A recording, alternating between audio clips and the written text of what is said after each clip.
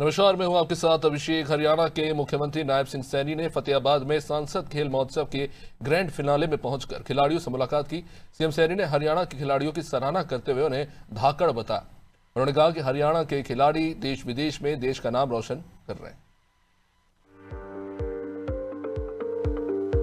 देश के यशस्वी प्रधानमंत्री आदरणीय नरेंद्र मोदी जी के उस विजन का परिणाम है जिसका उद्देश्य खेलों को जन आंदोलन बनाना है। साथियों, मुझे खुशी है कि इसमें भारी संख्या में हमारे खिलाड़ियों ने भाग लिया है।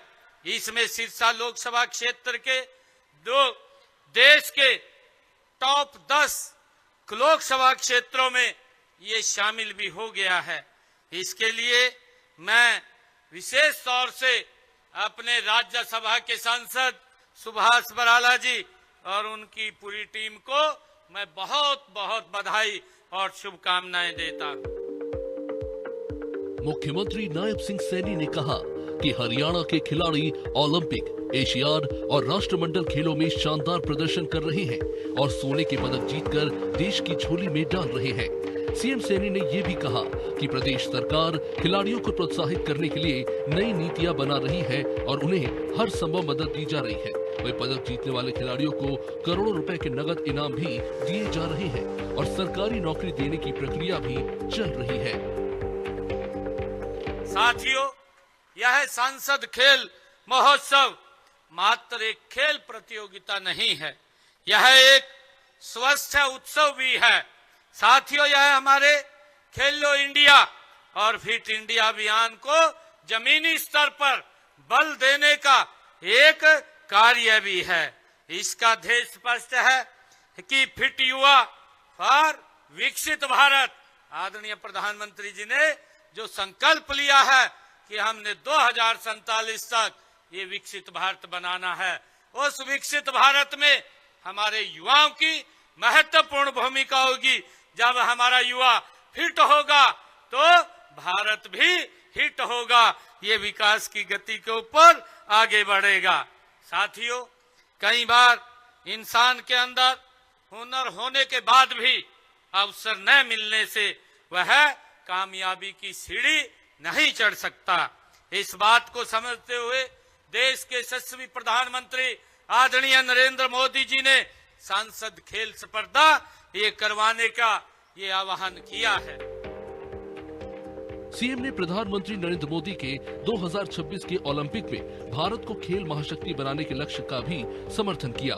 उन्होंने विश्वास जताया कि हरियाणा के खिलाड़ी अधिक से अधिक पदक जीतकर देश का नाम रोशन करेंगे। संबोधन के बाद सीएम ने मैदान में जाकर खिलाड़ियों से मुलाकात की और उन्हें प्रोत्साहित किया।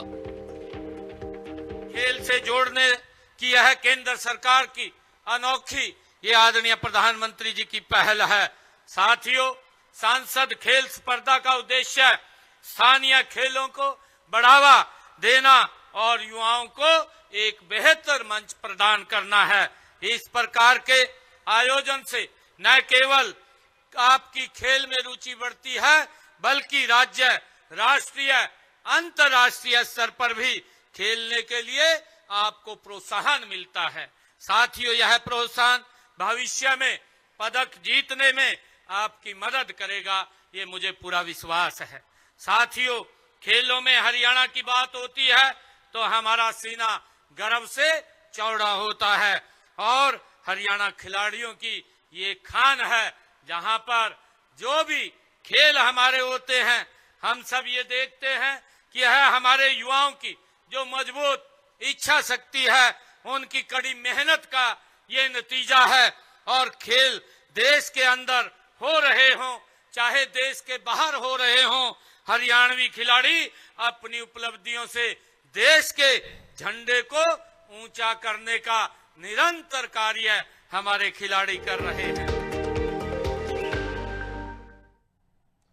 हरियाणा के मुख्यमंत्री नायब सिंह सैनी ने केरल की राजधानी तिरुवनंतपुरम के नगर निगम चुनाव में भाजपा की जीत को एक ऐतिहासिक जीत बताया। एक सोशल मीडिया संदेश में सीएम सैनी ने कहा कि तिरुवनंतपुरम कॉर्पोरेशन में बीजेपी एनडीए को मिला जनादेश केरल की राजनीति में एक सकारात्मक और महत्वपूर्ण परिवर्तन का संकेत है।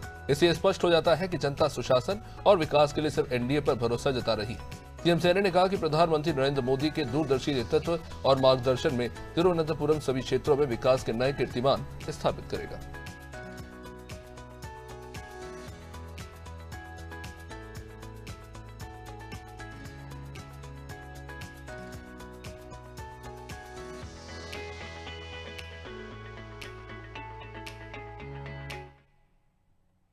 हरियाणा के मुख्यमंत्री नायब सिंह सैनी ने राष्ट्रीय ऊर्जा संरक्षण दिवस पर संदेश दिया कि अपने संदेश में सीएम सैनी ने कहा कि आइए हम सभी मिलकर ऊर्जा बचाने, प्रकृति को संवारने और भविष्य को सुरक्षित करने का संकल्प लें। ऊर्जा संरक्षण को अपनी जीवन शैली का अभिन्न हिस्सा बनाएं और इस धरा के उज्जवल भविष्य को सुनिश्चित करें।